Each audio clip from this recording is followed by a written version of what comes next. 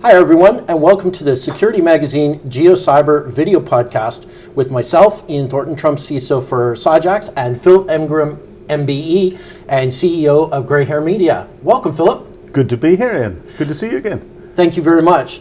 I would think that right now, of course, anything we talk about will always be in reference to what's going on in the Ukraine and Russia.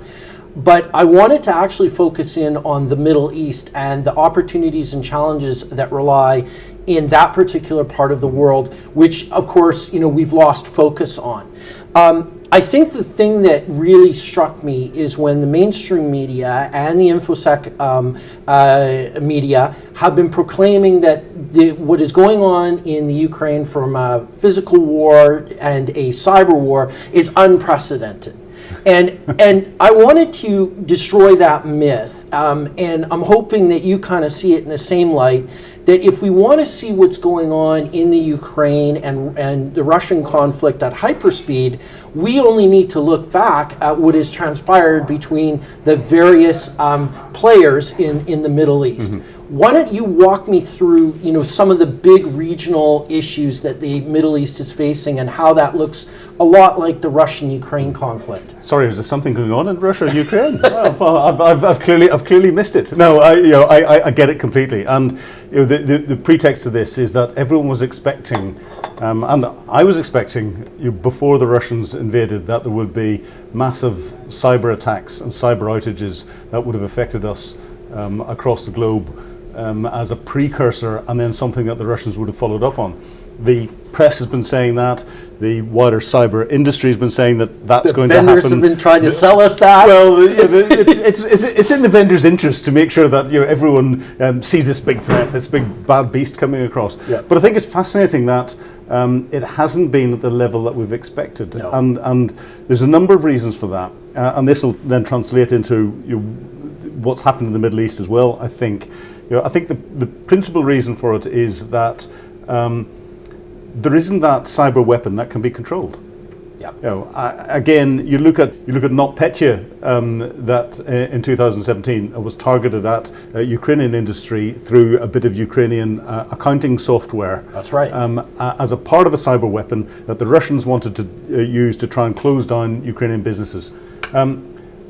It sort of did that, but then broke out. It escaped into the wild, yeah. And a large number of the computers that got effectively bricked by it were Russian MOD computers. They hurt themselves, and therefore there's the lack of control there, and that will have concerned the Russians in what they're doing. If they can't control what's happening to it, they might hurt themselves more than they hurt the target, and that has probably influenced them not to go down that cyber weapon route.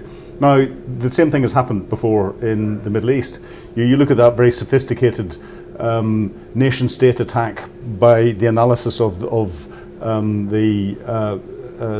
attack vector with Stuxnet. That's into right. the Iranian centrifuges for their nuclear program, and that was designed as a SCADA device that wasn't connected to the internet. It was air-gapped away, yet the backbone of the malware that was put in there has been taken out, understood, used, and fired back out again and put back out into the wild in slightly other guises. And you bricked all the computers of Saudi Aramco, has been used to hit critical national infrastructure in the United States, target in the UK and across Europe, and other places across the Middle East.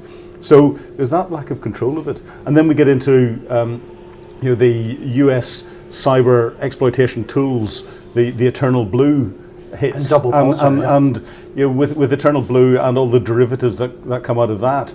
Once that got picked up and different nations are starting to use it, then it's back out in the wild again. So there's that lack of control, and I think that lack of control started and became most obvious in the Middle East first of all. Yeah, and I know that the Ukrainian conflict has really been characterized as a sovereign state being invaded by Russia. obviously, the Ukraine, if you're a student of history like both of us are, Ukraine has been occupied on Russia. The Ukraine has been occupied by a number of different powers over the course of its existence.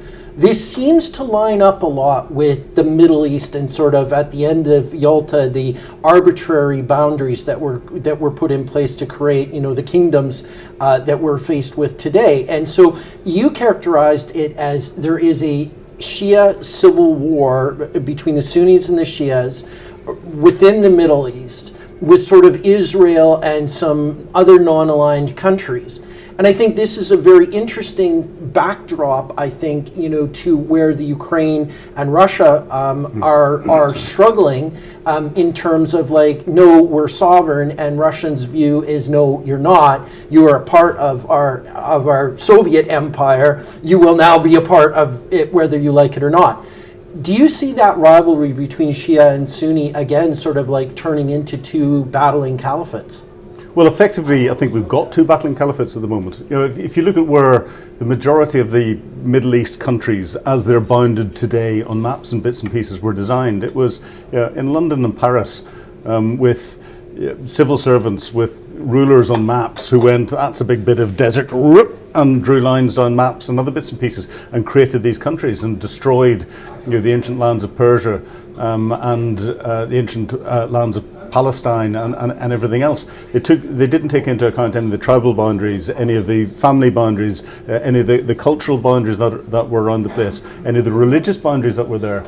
And therefore we've got these countries that are sort of artificial in the way that they were created because of the boundaries and everything else, not reflecting a lot of the priorities that there are on the ground. And effectively, the priorities through the Middle East, the priorities through a lot of the Muslim world has been this differential between Sunni and Shia aspects of the Muslim faith, and those two elements quite clearly don't get on well, and quite clearly have for a number of years been having a Sunni-Shia civil war.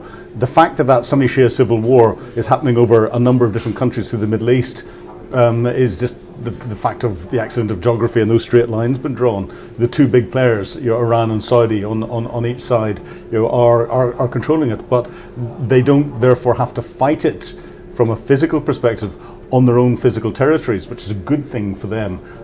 They're fighting it by proxy on different places, and proxy and influence. And it's that influence and that proxy bit that we're seeing across the board, and we're seeing it back into the Russia-Ukraine conflict at the moment. Remember, Russia's most recent conflict experience is Syria. That's right. And the playbook that they had in Syria is the playbook that they're turning to now in Ukraine, which is the end state of reduce everything to rubble. Yeah, and that's because the Russians have failed in any of their operational level objectives or the strategic objectives as they invaded Ukraine.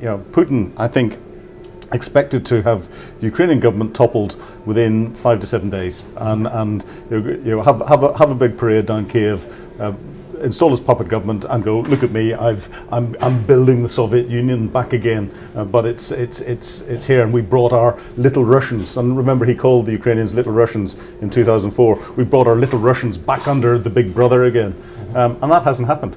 And therefore his next step is to do what he has done elsewhere, and that's start reducing everything to rubble. And the steps after that are even more dangerous because it's chemical and potentially nuclear. That's how he's played it out in the Middle East, and it's following almost exactly the same script. And I think from a cyber perspective and everything else, if you look at the scripts between the two, it's virtually the same. There has been some cyber activity with the Russia-Ukraine conflict. Most of it has been relatively unsophisticated DDoS attacks. And the wiper malware that was, several families of different wiper malware was discovered by, Sentinel-1 and Microsoft, but quickly mitigated. Yeah, exactly. That's what I was going to say. It's interesting that as the more dangerous malwares that come out on the wiper side, it's not only been identified but mitigated. Yeah. So it hasn't actually caused the damage that's there. And the DDoS attacks, have they actually affected anything in reality? Not in particular? I think it's really telling, because we went from the Georgian conflict, where information was very carefully controlled by the Russians, and now there's no control of the information. Anybody with a cell phone can record a war crime. But I want to zoom into Iran's experience, because as a result of the sanctions against Russia, Russia has kind of turned into the Iran. And Iran right now is sitting back going, hey, we've been there. We know what it's like to have sanctions. We know what it's like to have, our economy in tatters. Do you think this has changed Iran's calculus when it comes to the negotiations over their own nuclear future? I think it has changed it in a way that I don't think our political leaders have even started to think about at the moment. Because again, go back, Ukraine gave up under a treaty its nuclear weapons, along with Belarus in 2004. And for the promise of not being invaded by the Russians, and the Russians have invaded. You translate that to the Middle East. The international community is trying to force Iran not to go down a nuclear program on a promise that they're not going to be invaded, and Saudi's going, of course we're promising we're not going to invade. Of course, but we're still fighting our proxy war. And therefore I think the lesson that's going to come out of Ukraine, for in particular the Middle East countries, and in particular when it comes to nuclear proliferation, is we can't trust treaties. And therefore the only thing we can trust is making sure that we get the bomb. And threatening people. And therefore I think what it's got the potential to do from a geopolitical perspective is accelerate the program, but accelerate the program not just inside Iran, but across the region. Now, there's always been the debate as to whether Saudi Arabia has got the bomb or hasn't got the bomb at the moment. Israel, I think we're all fairly certain now, has got the bomb. And Iran is going, well, there's a country that's got the bomb, who they're too small to invade us, but actually they've got a very big military, and they're our biggest threat that we see. We're nervous about this. They're going to redouble their efforts. Yeah, and I think a lot of the mythology of nuclear weapons is the fact that you have to have a massive amount of investment in order to build them. Essentially, you need physicists, smart people, and some fissile material. I mean, this isn't an impossible quest. So we do have a huge problem, especially if, like you said, treaties mean nothing, and that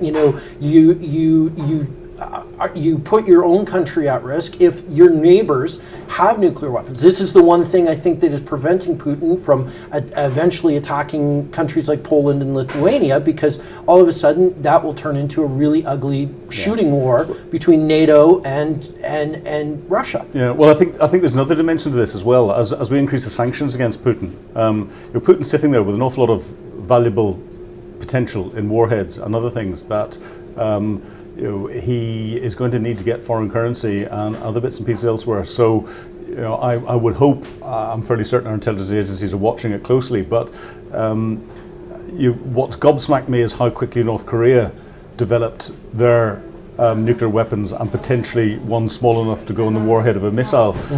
How quickly their missiles developed from failing 8 times out of 10 short range to being successful 9 times out of 10 long range or intercontinental ballistic in what they're getting out there. And I find it quite interesting that happened just about the same time that Russia put a huge internet pipe into North Korea using through the Russian National Railway Company. That just happens to be wholly owned by the Kremlin. And they put internet. I think they also had some help from Pakistan, and Pakistan made a bit of a deal with the devil there. Yeah.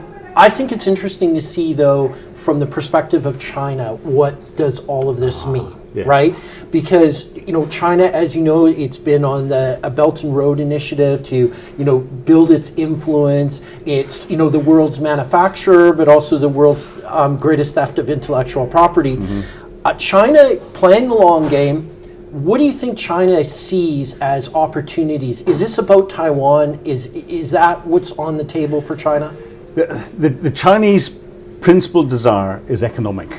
So anything that they can do to get ahead economically, their come down a level, their political bit, their cultural bit is the reabsorption of Taiwan into China and all the rest of it. But I think President Xi will have been sitting watching the international community coming together and watching the economic sanctions in particular coming in and suddenly going, ooh, that would hurt. Those plans that we had for Taiwan in the coming months, let's put them back on the shelf, folks. We can wait, and he can wait. He can wait another 5 years, quite easily. 10 years. Because he can wait 10 years, because he is in for life. He plans things in a multi-generational perspective, and he was sitting watching very closely the reaction to Putin going in.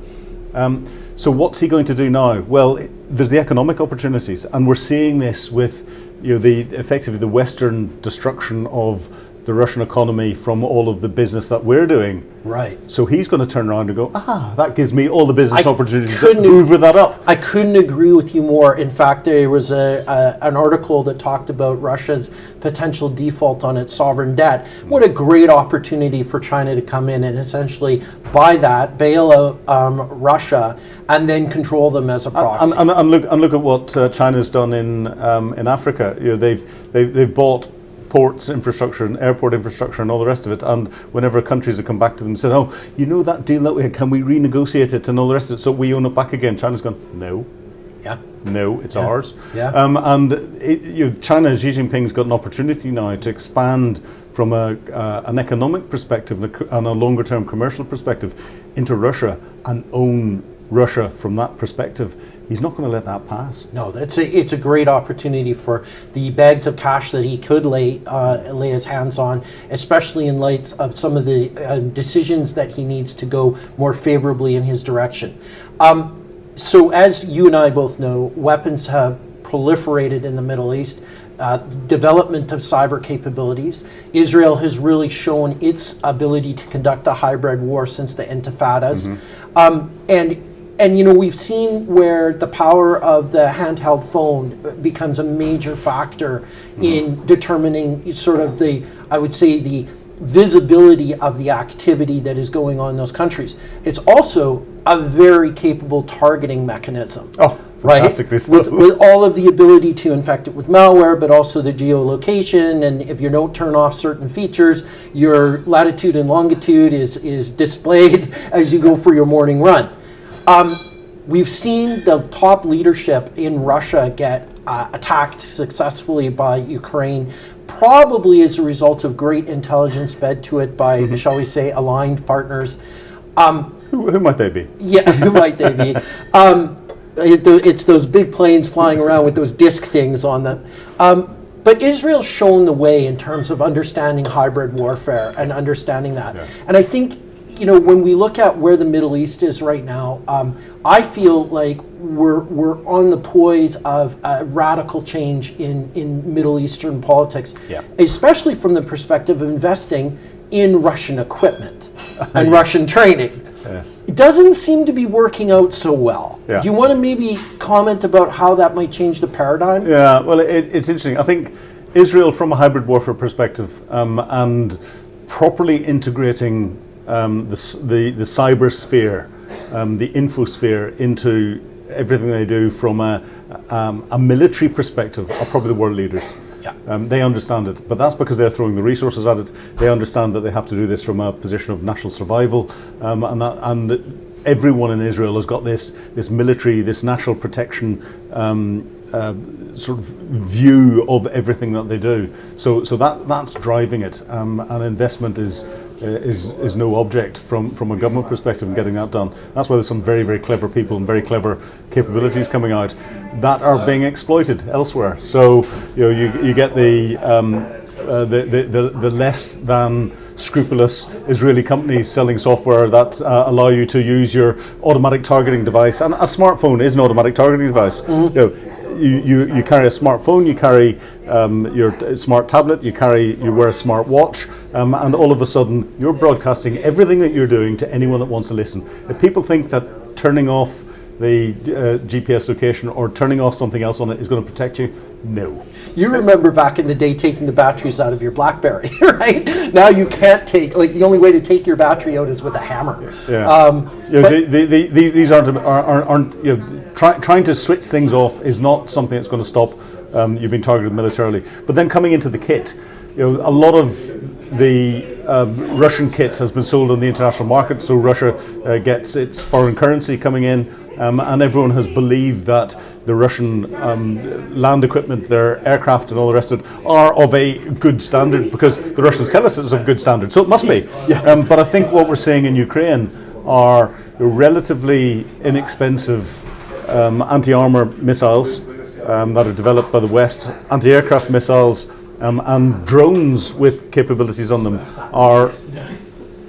Sorry, and drones with capability on them are having a huge impact on very, very expensive armored platforms. Yeah, and I think that's sort of a great way to think about this in terms of what the development of these, I would say, insurgency-friendly capabilities is something that is a harbinger for increasing conflicts. We've seen Hamas make announcements of the hundreds and thousands of rockets that they have available, and that we've seen the defeat of Israeli armor, which again might be at the top tier of capability. If you're a Middle Eastern country right now, you have geopolitical concerns, obviously, but your cyber concerns are probably starting to become a major risk factor, because what we know of the Middle East is they have a lot of refining and oil pumping capability. We also know that's relatively flammable. And either a kinetic attack like the drone strikes that the Iranian proxies have been carrying on, but also to malware. And I think there's been several Shamoon attacks on Saudi Aramco over the last 15 years.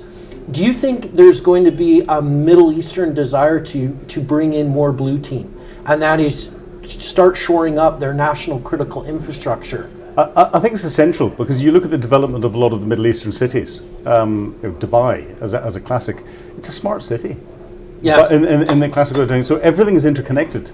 So if everything's interconnected, then the ability to impact it from a military perspective and have a military effect on it by using a cyber weapon is much more so than you attacking a city in the UK. In the UK, nothing works. So the fact that the train announcement system and the signalling system isn't going to work, is that going to bring the UK to a halt? No. But you target that into say Qatar with the World Cup going on and the newly developed railway system that they've never had beforehand, and you find that that's linked to their national warning system and linked to their security services and linked into government services and all the rest of it. If you can find an endpoint to get in through there, you can close the country down. I think that's interesting, because we're talking about the stabilization and closing the country down, because there is one last observation that I want to briefly discuss.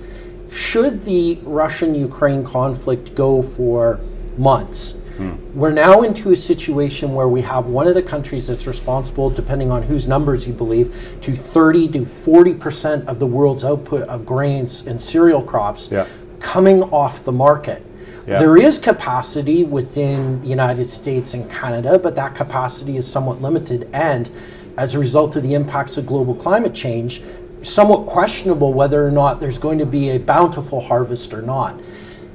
That will have a huge repercussion on the Middle East, where the quality of life and the ability to grow your own food is tremendously limited. So I think we could see a major destabilization of authoritarian regimes in the Middle East as a result of, I hate to say it, potential starvation down the road. Well, the one thing that I'm sad not to see coming out of some of the bigger commentators and coming out of some of the government think tanks and all the rest is that ripple effect, and the ripple effect of what's happening in Ukraine. And I think it will go on for months, if not longer, because the only way that this is going to stop in the short term is if there's a palace coup in Moscow. And I don't think that those that are surrounding Putin, even several layers underneath, are anywhere near that. I think they're consolidating more behind him in what he's doing, and there is elements of the Russian community are becoming more polarized in support. So we're in a very, very dangerous position here, and I think that will affect food. That will have a ripple effect elsewhere. If Putin starts to carry out false flag attacks of potential radiological release from Chernobyl or elsewhere, that's going to have a global impact on things. If he goes to the next level of the playbook that is used in Syria. The next level is potentially chemical weapons being used. Now, I don't think he's going to do that because he could blame Assad for chemical weapons in Syria. That's right. He can't blame anyone else for chemical weapons in Ukraine. But he can blame a nuclear accident quite easily on Ukraine, especially around Chernobyl, with everything that's gone on there and the destabilization. So he's got tools to play with. And then from a wider economic perspective and geopolitical perspective, we've seen a cementing of the EU when it was starting to fracture, and I never expected that to happen. That will have a huge impact on what's going on. We've also seen a lot of EU countries turning around and going, our defence budgets are woefully inadequate, we're going to have to start spending more on that. Well, that will start a degree of an arms race where we've got friction points elsewhere in the world, China, Taiwan, North Korea, Iran, etc. So we'll see a potential global arms race starting to come into that sort of thing. That will have an impact on the money that a lot of the poorer countries have got then to spend in their economies, and they're not going to put that investment into crops, into the water infrastructure, into the other sorts of things that will then impact onto potentially more movement of people to try and get out of drought situations and famine situations and elsewhere. The ripple effect of what's going on in Ukraine across the globe is potentially horrific, and that will go on for a very, very large number of years, generations. I want to thank Philip Ingram, MBE, for coming out and discussing these really hard and difficult topics. Appreciate your time, Philip. Thank you.